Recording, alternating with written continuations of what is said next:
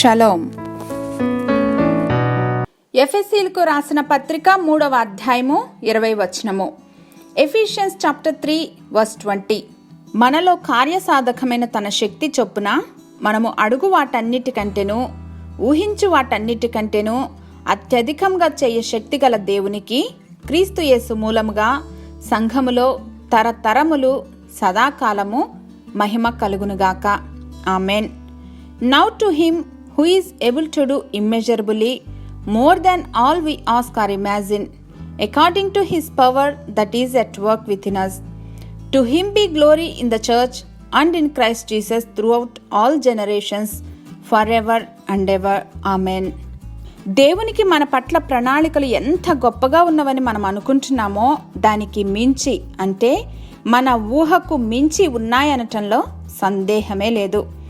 క్రీస్తును మరణం నుండి తిరిగి లేపిన పునరుద్ధాన శక్తి మనలో కూడా నిరంతరం నివసిస్తుంది. ఆ శక్తి సర్వ సృష్టిలోని పవర్స్ అన్నిటికన్నా మహాశక్తివంతమైనది.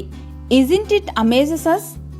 కాకపోతే మనలో అనేక మంది ఈ శక్తిని మానవ మేధస్సుకు లిమిట్ చేసేసి మనము ప్రస్తుతం వరకు మన భౌతిక నేత్రాలతో చూడగలిగిన వాటిని నిజమని నమ్ముతూ విశ్వాసంలో బలపడలేకపోతూ ఉంటాం.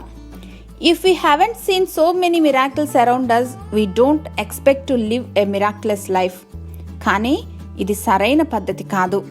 ఇలాంటి లిమిటేషన్స్ అన్నీ కూడా మన హృదయాల నుండి తొలగించమని దేవుణ్ణి ప్రార్థిద్దాం.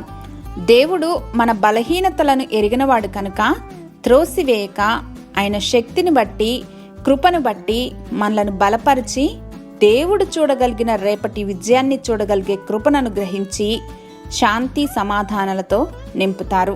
హల్లెలూయా.